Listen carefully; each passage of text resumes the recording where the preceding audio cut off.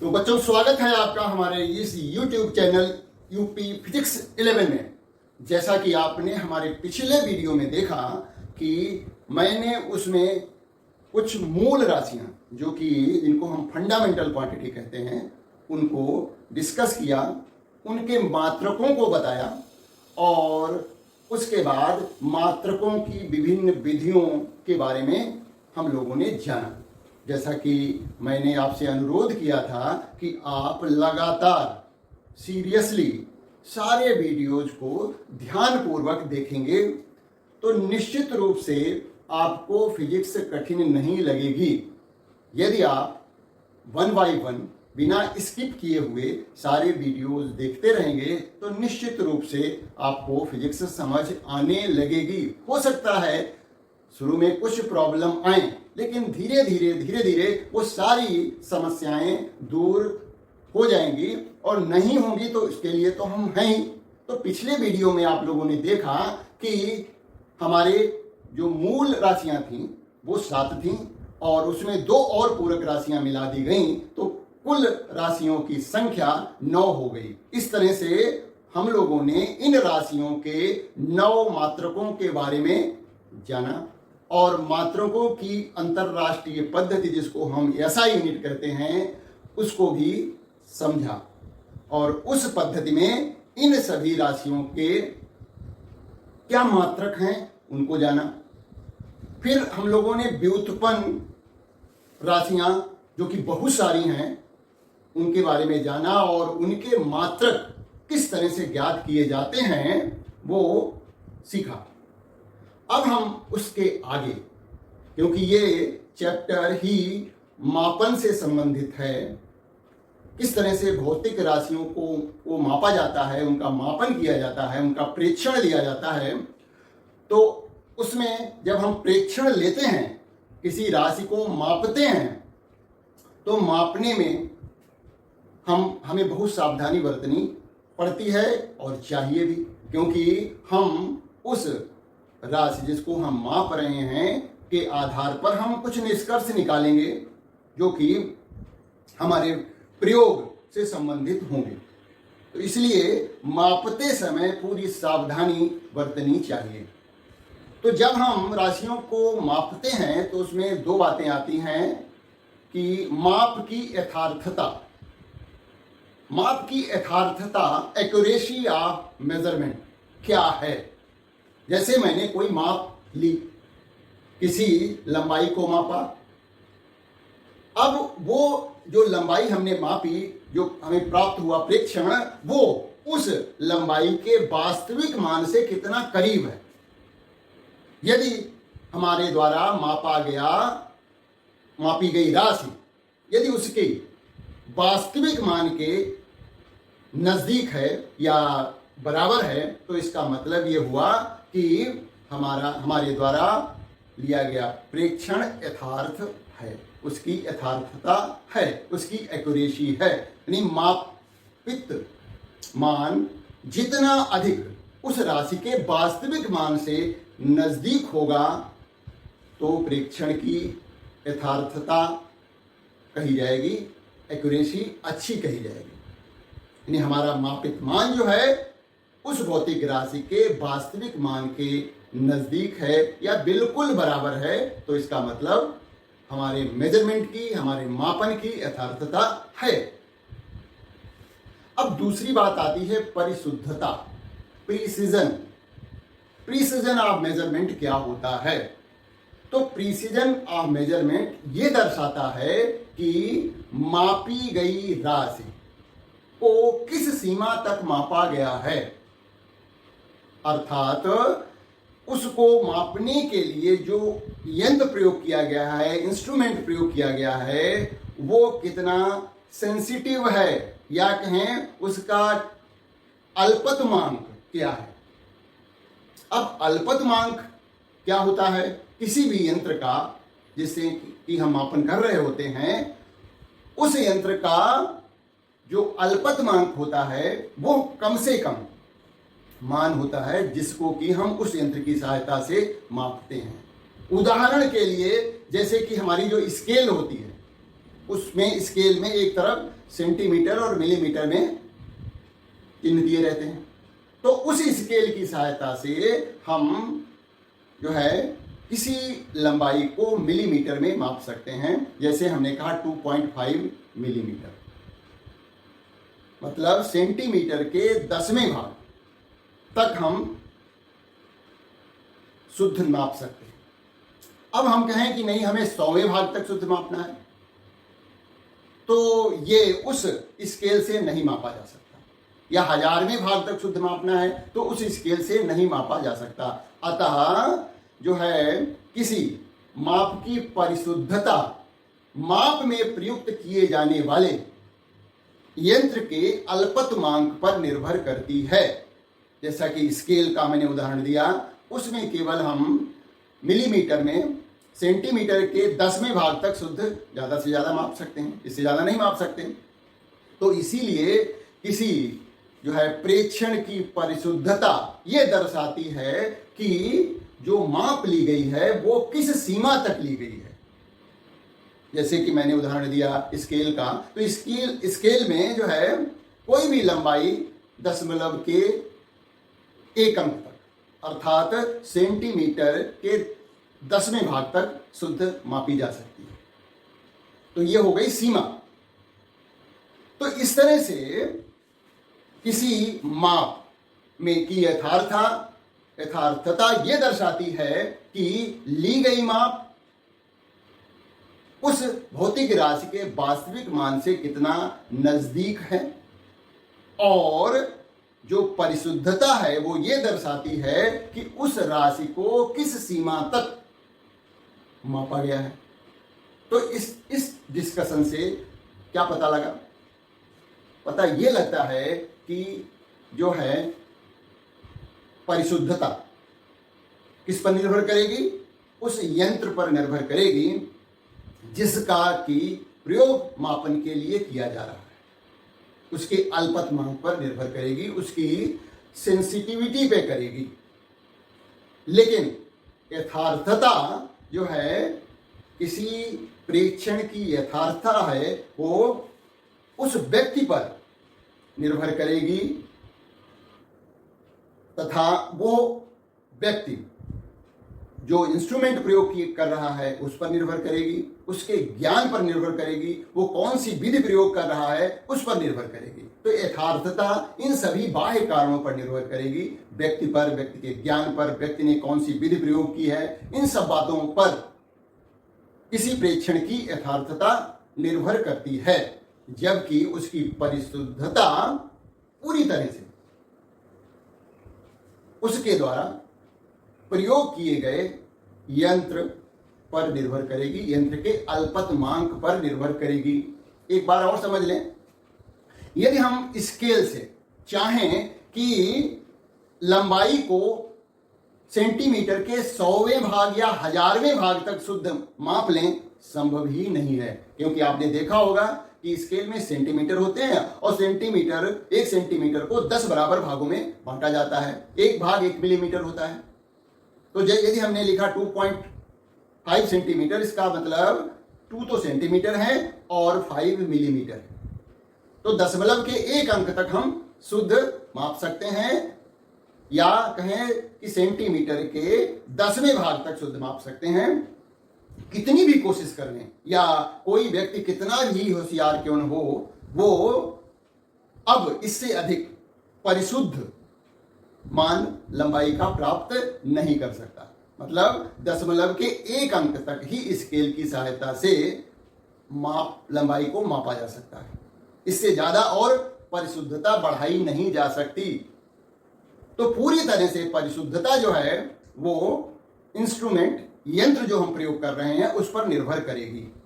ये दोनों टर्म जो हैं बड़े इंपॉर्टेंट हैं और इनको मतलब डेफिनेशन के तौर पे परीक्षा में पूछा भी जाता है। तो इसलिए इसकी मीनिंग आपको क्लियर होनी चाहिए।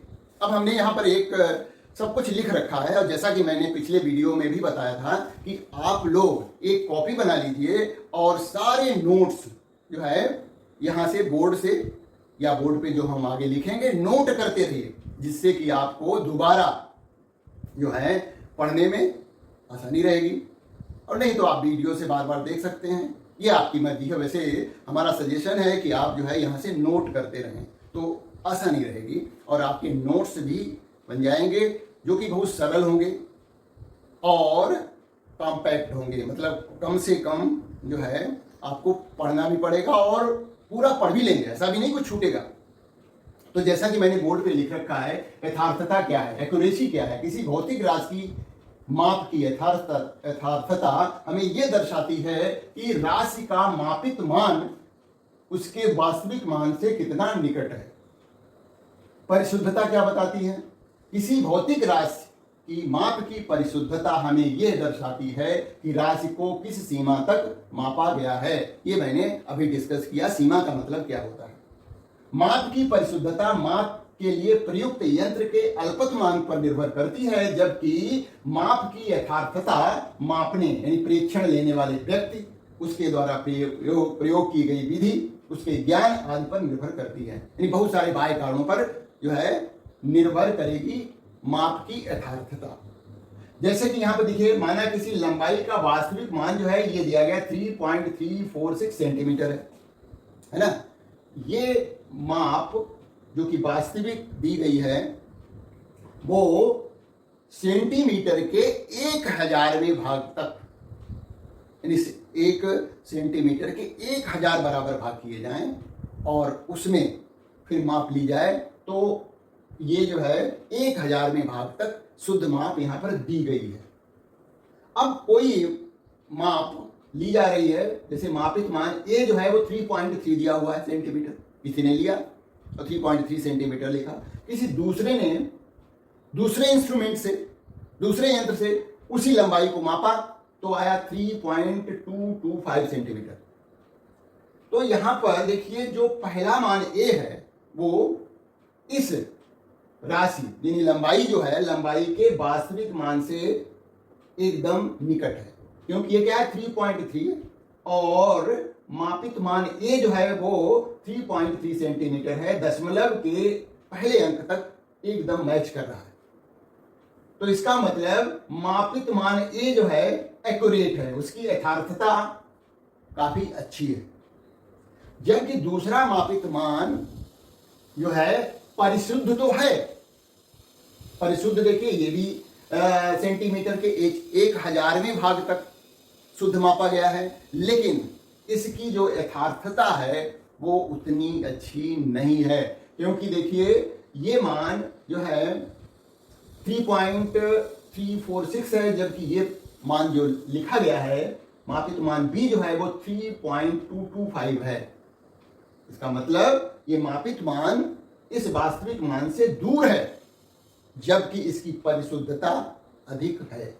तो ऐसा नहीं है कि कोई मापित मान जो है की एक्यूरेसी भी हो सकती है, परिशुद्धता भी हो सकती है, दोनों साथ साथ हो सकती हैं। ऐसा नहीं है कि जो है उसकी किसी मापित मान की यथार्थता ज़्यादा हो और परिशुद्धता हमेशा कम हो, ऐसा कोई जरूरी नहीं, दोनों बातें साथ साथ भी हो सकती हैं। यानी मापित मान जो है वो यथार्थ भी हो सकता है और परिशुद्ध भी हो सकता है, क्योंकि हम जब इन मापित मानों का प्रयोग करते हैं आगे चल के उस पर निष्कर्ष कुछ निकाला जाता है। वैज्ञानिक लोग जो निष्कर्ष निकालते हैं तो माप यथार्थ भी होना चाहिए और परिशुद्ध भी होना चाहिए, क्योंकि थोड़े थोड़े दशमलव के 1000वें भाग 100वें भाग में अंतर आने पर निष्कर्ष कुछ बदल भी सकता है। तो हमारा मापित मान जितना ज़्यादा यथार्थ होगा, जितना ज़्यादा परिशुद्ध होगा, उतना ही अच्छा होगा। यहाँ तो हमने उदाहरण के लिए दिखाया कि ये जो मापित मान 1 है वो वास्तविक मान के काफ़ी नज़दीक है, अतः इसकी यथार्थता अधिक है, और दूसरे वाले मान बी की यथार्थता तो उतनी अच्छी नहीं है, लेकिन हाँ इसकी परिशुद्धता अच्छी है। तो आगे बढ़ते हैं, नोट कर लिया होगा माप में त्रुटि। देखिए हम जब मापन करते हैं किसी भौतिक राशि का तो कोशिश यही रहती है कि कोई त्रुटि ना आए। ऐसा नहीं है कि हम त्रुटिपूर्ण ही मापन करेंगे, लेकिन फिर भी मापने में कुछ न कुछ त्रुटि आ जाती है, बहुत सारी सीमाएं होती हैं उसकी वजह से। कई बार मापने वाले व्यक्ति से जो है मिस्टेक हो जाती है, कई बार जो है यंत्र की वजह से मिस्टेक हो जाती है, कई बार वातावरण की परिस्थितियों की वजह से जो है उसमें परीक्षण में जो है त्रुटि आ जाती है। और कुछ जो है चीज़ें हम सावधानी बरतें तो उनको दूर भी कर सकते हैं, और कुछ तो ऐसी परिस्थितियां पैदा हो जाती हैं कि कितनी भी सावधानी बरतें हमारा प्रेक्षण उतना शुद्ध नहीं आ पाता। तो मापन में त्रुटि क्या है?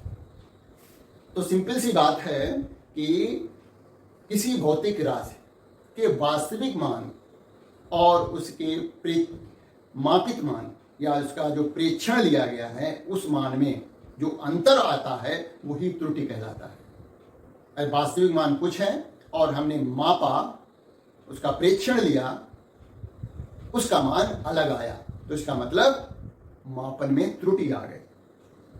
अब ये त्रुटियां जो हैं दो प्रकार की सामान्यतया होती हैं।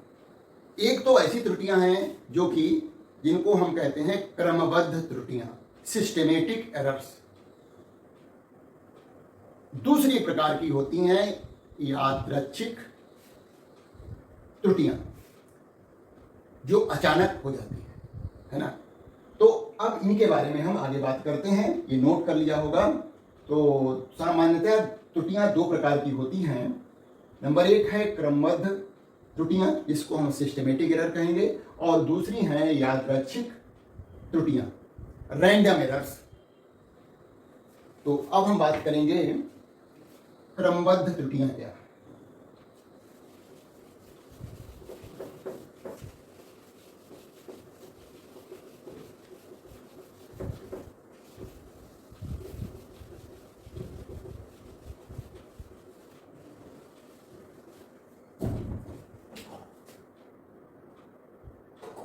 क्रमबद्ध त्रुटियां इनको कहते हैं सिस्टेमेटिक एरर्स।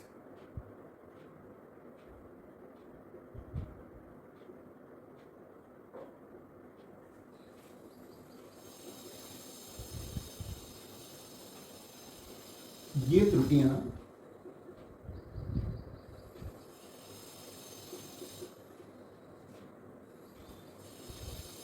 माप में ज्ञात कारणों से उत्पन्न होती है। मतलब मापते समय जो संभावित कारण हो सकते हैं उन कारणों से ये क्रमबद्ध त्रुटियां आती हैं। यह त्रुटियां सदैव किसी नियम या नियामक द्वारा नियंत्रित होती हैं।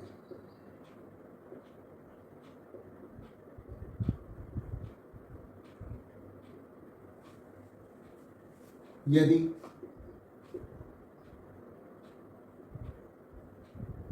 ज्ञात कारण को हटा दिया जाए तो हम भौतिक राशि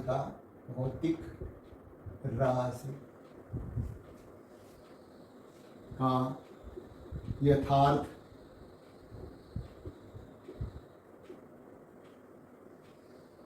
तथा शुद्ध मान ज्ञात कर लेते हैं। तो ये जो त्रुटियां हैं माप में ज्ञात कारणों से उत्पन्न होती हैं, ये त्रुटियां सदैव किसी नियम या नियामक द्वारा नियंत्रित होती हैं। यदि ज्ञात कारण को हटा दिया जाए तो हम भौतिक राशि का यथार्थ तथा शुद्ध मान ज्ञात कर लेते हैं। अब ये कई तरह से होती हैं। तो क्रमबद्ध त्रुटियों के प्रकार, क्रमबद्ध त्रुटियों के प्रकार, types of systematic errors. Number 1 है यंत्रगत त्रुटि, इंस्ट्रूमेंटल एरर।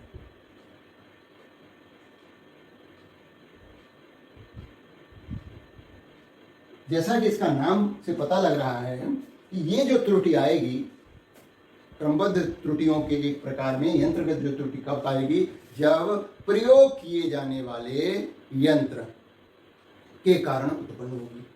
तो ये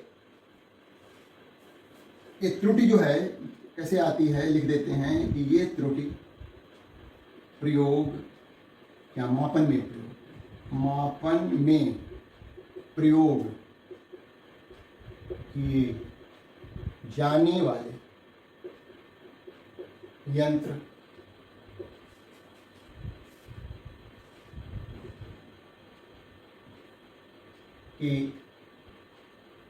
की शून्यांक त्रुटि, पिछट त्रुटि, शून्यांक त्रुटि, पिछट त्रुटि, या जो है जो प्रयोग कर रहा है यंत्र का उसको अच्छा ज्ञान नहीं है, वो उसको सही से प्रयोग नहीं कर पा रहा है ना, अथवा प्रेक्षण लेने वाले व्यक्ति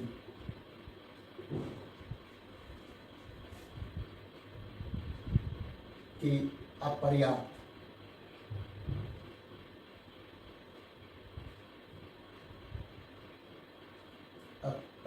ज्ञान के कारण उत्पन्न होती है। तो मेनली जो है क्या है कि ये त्रुटि जो है मापन में प्रयोग किए जाने वाले यंत्र की शून्यांक की त्रुटि, इसके बारे में डिटेल में बात करेंगे। अभी केवल नोट कर लीजिए पिछट त्रुटि क्या होती है। जब आगे हम जो यंत्र हैं जिनके द्वारा मापन किया जाता है क्लास 11th में प्रयोगशाला में, उनको डिस्कस करेंगे तो हम ये बताएंगे कि ये शून्यांक की त्रुटि क्या होती है, पिछट त्रुटि क्या होती है। ये पूरी तरह से मापन में प्रयुक्त किए जाने वाले यंत्रों से संबंधित बातें हैं, या फिर प्रेक्षण लेने वाले व्यक्ति को पर्याप्त ज्ञान नहीं है उस इंस्ट्रूमेंट को कैसे प्रयोग किया जाए। उदाहरण के लिए समझ सकते हैं कि जैसे मान लिया आपने बहुत अच्छी गाड़ी ले ली, बहुत बढ़िया गाड़ी है, यदि उसको चलाने वाला ड्राइवर को अच्छा ज्ञान नहीं है गाड़ी चलाने का, है ना, वो ट्रैफिक रूल्स का फॉलो नहीं कर रहा है, स्पीड लिमिट का फॉलो नहीं कर रहा है, तो क्या होगा, वो गाड़ी सही नहीं चला पाएगा। वही हाल यहाँ भी है। यदि इंस्ट्रूमेंट अच्छा है, आपको उसको चलाने का, उसका प्रयोग करने का ज्ञान भी तो होना चाहिए पर्याप्त, तभी आप उससे जो है सही काम ले पाएंगे। तो इस तरह से यंत्रगत त्रुटि जो आती है, सिस्टमेटिक जो एरर आती है, तो हम इसको दूर कर सकते हैं, क्योंकि सिस्टमेटिक एरर जितनी भी होती हैं, क्रमबद्ध जो त्रुटियां होती हैं, उनको आसानी से दूर किया जा सकता है।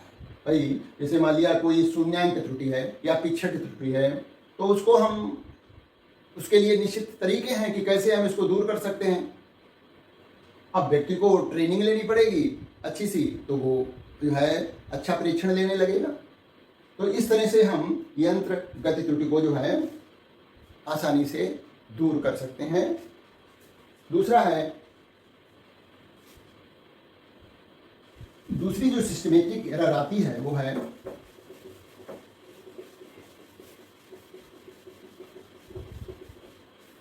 प्रायोगिक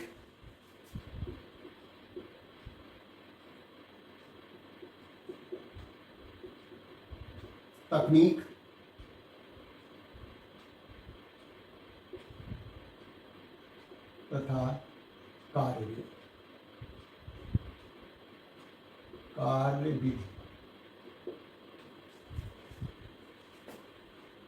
में अपूर्णता।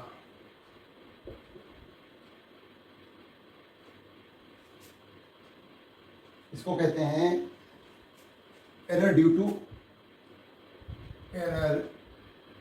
To imperfection.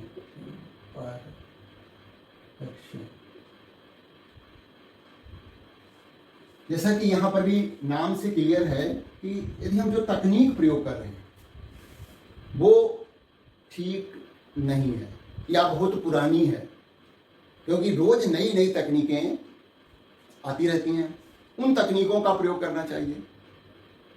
तो हमारा जो माप होगी वो और अच्छी तरह से और शुद्ध आएगी, उसमें कोई जो है त्रुटि नहीं आएगी।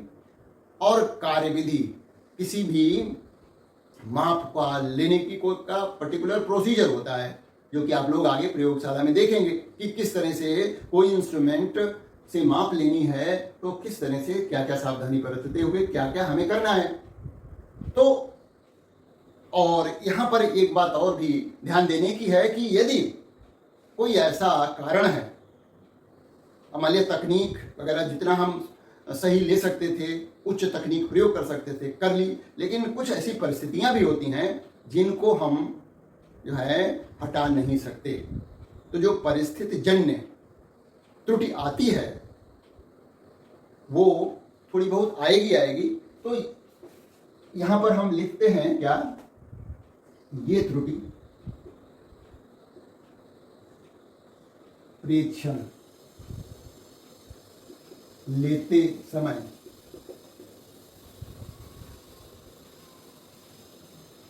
प्रयोग में लाई जाने वाली तकनीक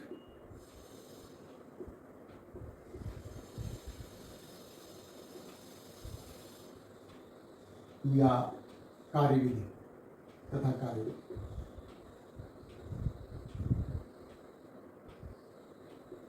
के कारण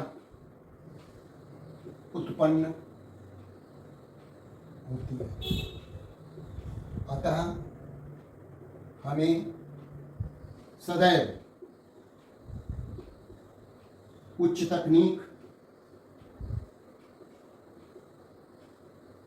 एवं सही कार्यविधि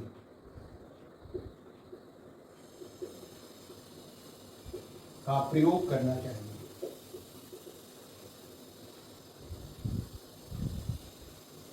तो त्रुटि नहीं आएगी। तो ये त्रुटि परीक्षण देते समय प्रयोग में लाई जाने वाली तकनीक एवं कार्यविधि के कारण उत्पन्न होती है। अतः हमें सदैव उच्च तकनीक एवं सही कार्यविधि का प्रयोग करना चाहिए। हाँ, यहाँ पर कुछ ऐसे प्रयोग हैं, हम देखेंगे कि उसमें क्या है कि हम कितनी भी उच्च तकनीक प्रयोग करें, थोड़ी बहुत एरर आ ही जाती है। तीसरा जो है हमारा व्यक्तिगत त्रुटियां। तीसरा जो क्रमबद्ध त्रुटियां का पार्ट है वो है व्यक्तिगत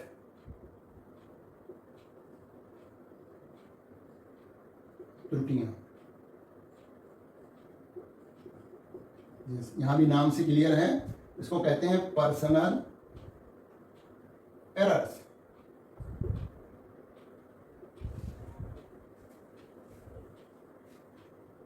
ये त्रुटि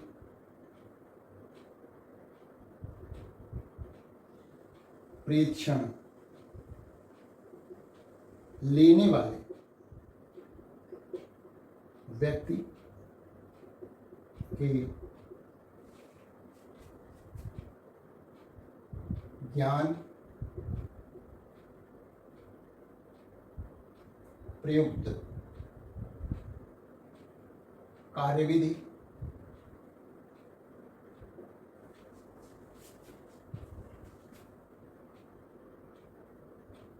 उसकी सतर्कता,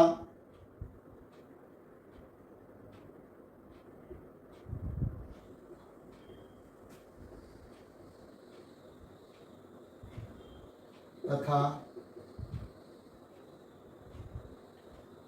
गणना में की गई लापरवाही के कारण उत्पन्न होती है। अब मान लिया प्रेक्षण लेने वाला व्यक्ति सतर्क नहीं है, लापरवाही से कोई प्रयोग कर रहा है, प्रेक्षण ले रहा है, तो फिर तो त्रुटि उत्पन्न होनी ही होनी है, उसको कौन रोक सकता है। तो सीरियसनेस के साथ बहुत ही सावधानी भी पूर्वक जो है प्रेक्षण लेना चाहिए, पूरी सतर्कता बरतनी चाहिए। हमें उसका प्रेक्षण लेने से पहले उसका अध्ययन करना चाहिए कि कैसे प्रेक्षण लेना है। तो इस तरह से व्यक्तिगत कारणों से अमलिया प्रेक्षण सही ले लिया, गुणा करते समय, भाग देते समय जो मान आया वो सही नहीं आ पाया, गुणा में मिस्टेक हो गई या भाग देने में मिस्टेक हो गई, जोड़ने में मिस्टेक हो गई, ये क्या है, व्यक्तिगत एरर्स हैं। सब कुछ सही रहा, गणना करते समय पूरा जो है गलत हो गया। तो इस तरह से ये व्यक्तिगत जो त्रुटियां उत्पन्न होती हैं उनको हम जो है दूर कर सकते हैं, उनको भी, है ना, कि भाई गणना सावधानी पूर्वक करें, सतर्कता के साथ जो है हम प्रेक्षण लें, सही कार्यविधि को फॉलो करें, तो ये जो है ये त्रुटियां भी दूर की जा सकती हैं।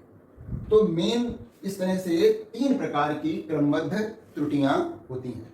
अब हम बात करते हैं यादृच्छिक त्रुटियां क्या हैं। जैसा कि नाम है,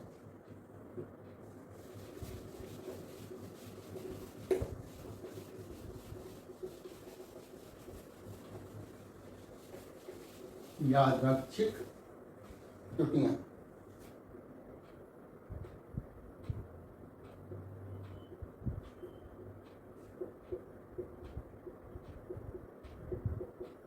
इनको कहते हैं रैंडम एरर, रैंडम एरर्स, जो अचानक आ जाए, है ना। ये त्रुटियां प्रेक्षण में अज्ञात कारणों से उत्पन्न होती हैं। इनका कारण नहीं ज्ञात होता, जबकि जो क्रमबद्ध त्रुटियां होती हैं उनका कारण हमें मालूम होता है, तो ये अचानक हो जाती है, इसीलिए इन्हें आकस्मिक त्रुटियां भी कहते हैं। इस प्रकार की त्रुटियों को दूर करने के लिए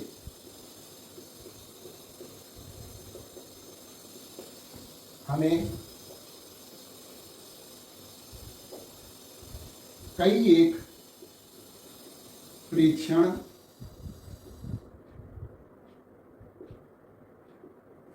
लेनी चाहिए और फिर उन प्रेक्षणों का औसत मान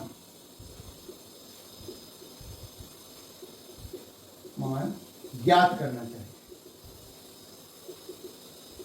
ये तरीका है, क्योंकि कारण तो ज्ञात है नहीं, इसलिए ऐसी त्रुटियों को दूर करने का तरीका है कि बहुत सारे प्रेक्षण लें हम, और उनमें से भी यदि कोई प्रेक्षण बिल्कुल अलग है उसको हटा दें और बाकी बचे प्रेक्षणों का औसत मान ज्ञात कर लें। और हमने 10 प्रेक्षण लिए, 10 को जोड़ें और जो योग आए उसको 10 से भाग दे दें, तो हमें उस प्रेक्षणों का औसत मान ज्ञात हो जाएगा और वही हमारी राशि का वास्तविक मान होगा। तो ये जो है बात हुई त्रुटियों की। अब हम बात करेंगे कि किस तरह से गणना द्वारा हम इन त्रुटियों को अलग अलग नामों से ज्ञात करेंगे।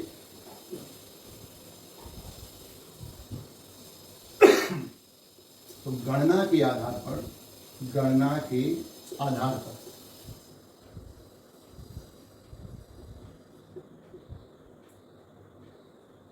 विभिन्न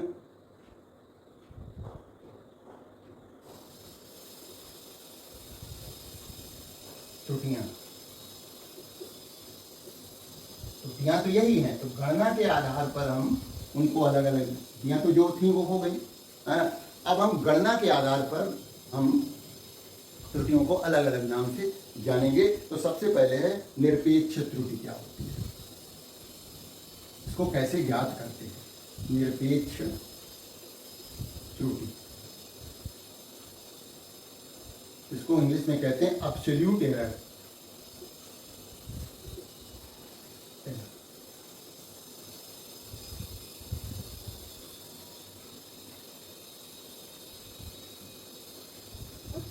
किसी, ये क्या होती है, किसी भौतिक राशि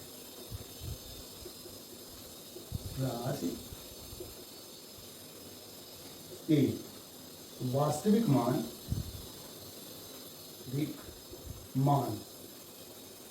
तथा लिए गए विभिन्न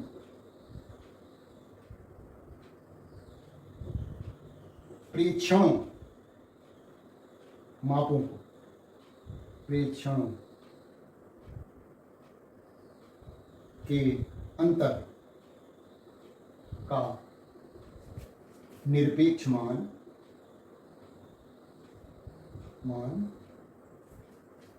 ही निरपेक्ष त्रुटि कहलाता है।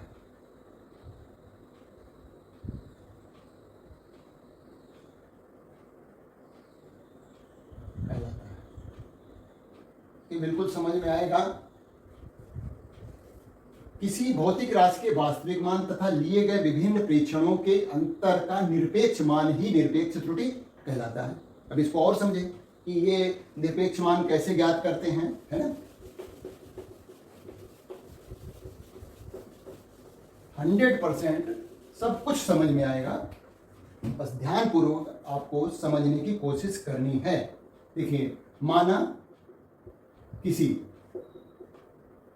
भौतिक राशि का वास्तविक मान A है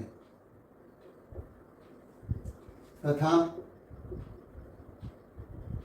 लिए गए इस राशि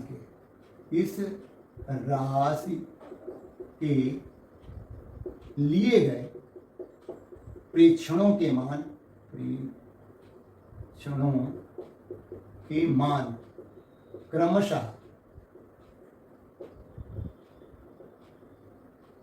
क्रमशः नभी लिखें। प्रेक्षणों के मान A1, A2, A3, AN है। अतः निरपेक्ष त्रुटि कैसे ज्ञात करेंगे, त्रुटि कैसे ज्ञात करेंगे। देखिए, जैसा कि यहां बताया गया कि उस भौतिक राशि के वास्तविक मान और विभिन्न प्रेक्षणों के अंतर का निरपेक्ष मान। निरपेक्ष का मतलब होता है चिन्ह आपको नहीं लगाना है। मतलब कई बार वास्तविक मान छोटा हो जाएगा और प्रेक्षण में लिया गया मान जो है बड़ा आएगा। तो वास्तविक मान से जब हम प्रेक्षण में लिया गया मान जो कि बड़ा है घटाएंगे तो ऋणात्मक संख्या आएगी, तो हम उसको ऋणात्मक मान नहीं लेंगे। सारे जो अंतर आएंगे वास्तविक मान और प्रेक्षण द्वारा प्राप्त मानों का जो अंतर आएगा उसको बिना चिन्ह लगाए, यानी सभी को धनात्मक मानते हुए जो है ज्ञात करते हैं। तो जैसे हमने डेल्टा A1 बराबर हो जाएगा A जो कि वास्तविक मान है और पहला प्रेक्षण A1 था। ऐसे ये जो समांतर दो रेखाएं खींची गई हैं ये निरपेक्ष मान को प्रदर्शित करती हैं। तो पहले प्रेक्षण में कितनी त्रुटि आई, डेल्टा A1 पहले प्रेक्षण में त्रुटि आई। अब A का मान बड़ा है, A1 छोटा है तो धनात्मक आएगा ही आएगा। लेकिन यदि A1 का मान छोटा हो जाए और A का मान छोटा हो जाए और A1 बड़ा हो जाए तो ऋणात्मक संख्या यहां पर प्राप्त होगी। अंतर जो होगा वो ऋणात्मक आएगा, लेकिन हमें ऋण चिन्ह नहीं लगाना है। उसी तरह से डेल्टा A2 बराबर हो जाएगा A माइनस A2। इस तरह से सभी प्रेक्षणों को वास्तविक मान से घटाते जाएंगे और बिना चिन्ह का ध्यान रखे हुए सभी को धनात्मक ले लेंगे, तो त्रुटियों का जो है निरपेक्ष मान प्राप्त हो जाएगा। इस तरह से तो ये पहले प्रेक्षण में निरपेक्ष त्रुटि आई, ये दूसरे प्रेक्षण में निरपेक्ष त्रुटि आई, ये तीसरे प्रेक्षण में निरपेक्ष त्रुटि आई। अब हम क्या करेंगे, इसका जो है निरपेक्ष त्रुटि का औसत निकालेंगे, जिसको कहेंगे औसत निरपेक्ष त्रुटि। औसत निरपेक्ष त्रुटि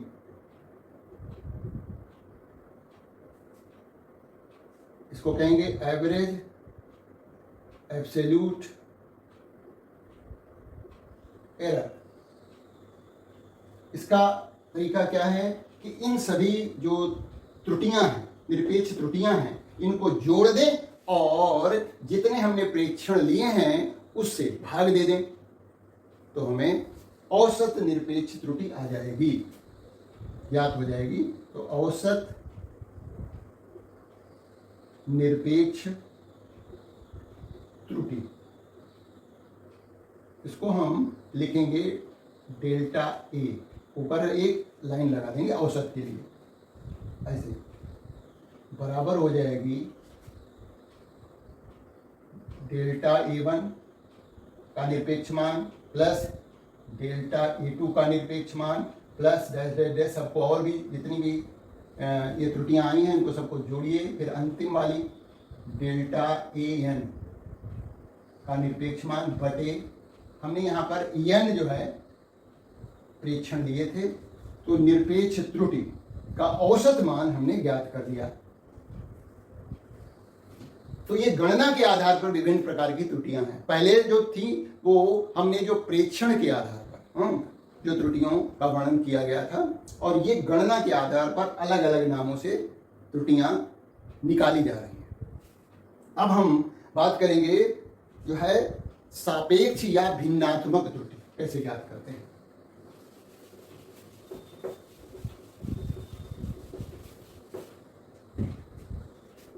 सापेक्ष या भिन्नात्मक त्रुटि,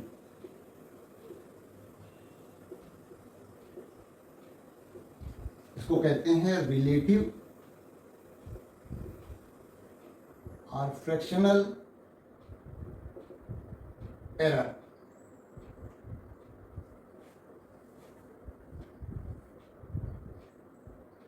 किसी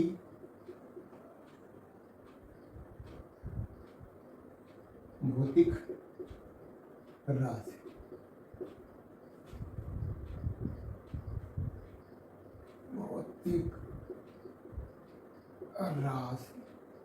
की औसत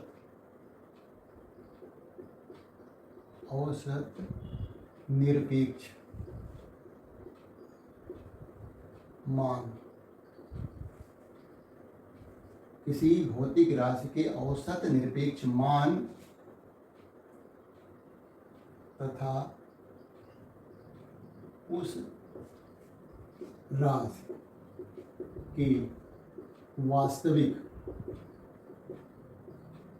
मान के अनुपात को सापेक्ष या भिन्नात्मक त्रुटि कहते हैं। त्रुटि कहते हैं।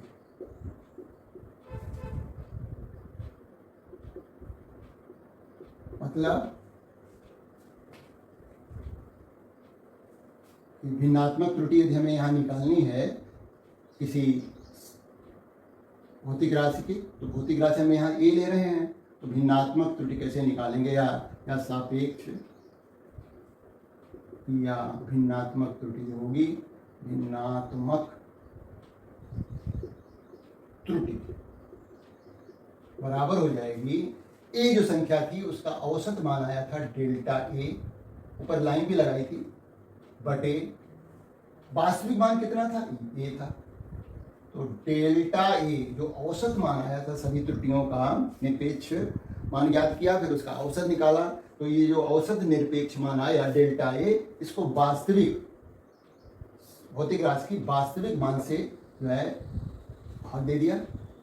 तो इस तरह से एक हमें भिन्न संख्या प्राप्त होगी, वही जो है उसका सापेक्ष कहें या भिन्नात्मक त्रुटि होगी। अब हम इसी के आधार पर प्रतिशत त्रुटि निकालते हैं कि किसी भौतिक राशि के मापने में कितनी प्रतिशत त्रुटि हुई। तो अब बात करेंगे प्रतिशत त्रुटि की।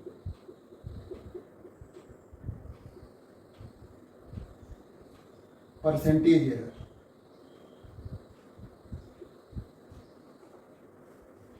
तो परसेंटेज एरर प्रतिशत त्रुटि निकालना बहुत आसान है। प्रतिशत त्रुटि बराबर होती है ये जो सापेक्ष त्रुटि जो आई थी, सापेक्ष त्रुटि गुणा 100 कर दीजिए, बराबर हो जाएगी डेल्टा ए बटे ए गुणा 100। तो ये प्रश्नों में, आंतरिक प्रश्नों में, न्यूमेरिकल्स में ये हल करने को आएगा कि किस प्रतिशत त्रुटि ज्ञात करो। तो जो रिलेटिव एरर है या सापेक्ष जो त्रुटि हमने ज्ञात की है उसको 100 से गुणा कर दीजिए तो प्रतिशत त्रुटि आ जाएगी। तो इस तरह से हमने विभिन्न प्रकार की गणना के आधार पर त्रुटियों को जाना। अब यदि हम त्रुटि सहित किसी भौतिक राशि का मान लिखें तो वो कैसे लिखेंगे उसको भी जान लीजिए।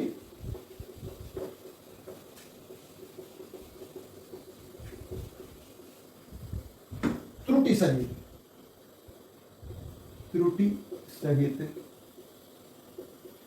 किसी भौतिक राशि का मान कैसे लिखते हैं, लिखने का तरीका है ये। वास्तविक मान यानी राशि का वास्तविक मान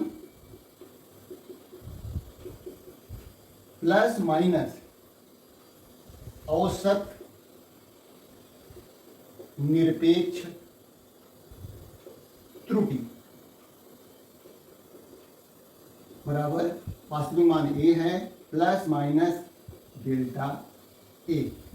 उसके ऊपर बार हटा दिया लेकिन है ये औसत मान। तो इस तरह से लिखा जाता है, जैसे लिखा हुआ है 5.0 प्लस माइनस 0.2 सेंटीमीटर।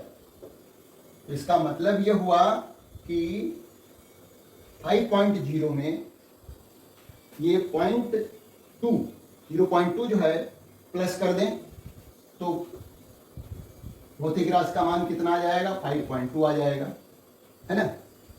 और यदि घटा दें तो जो है 4.8 आ जाएगा। तो इस तरह से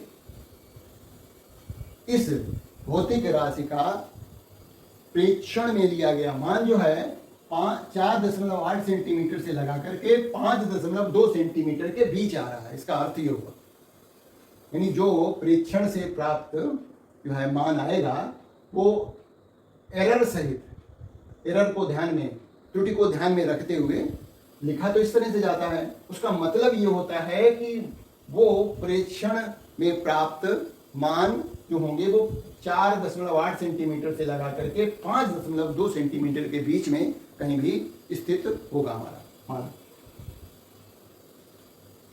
अब हम बात करेंगे कि किस तरह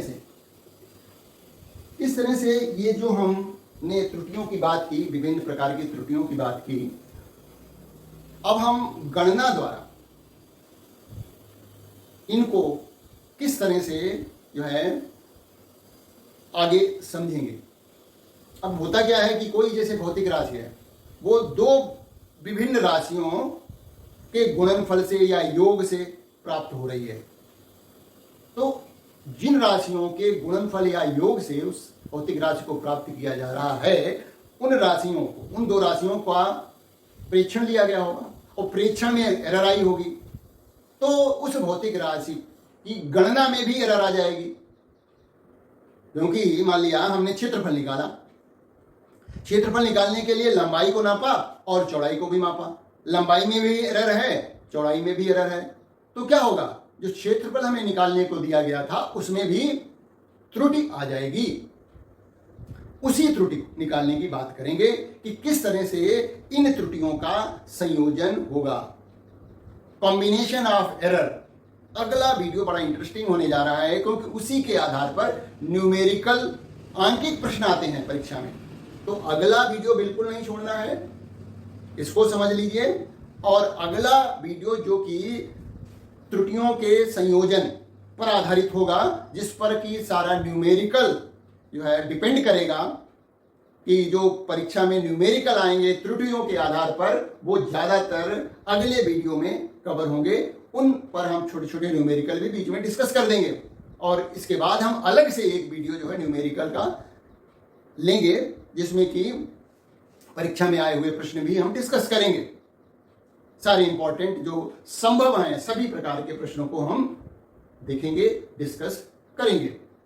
तो उम्मीद है आपको हमारा वीडियो पसंद आया होगा, और यदि पसंद आया है तो सब्सक्राइब करें, अपने दोस्तों में शेयर जरूर करें। Thank you for watching my video.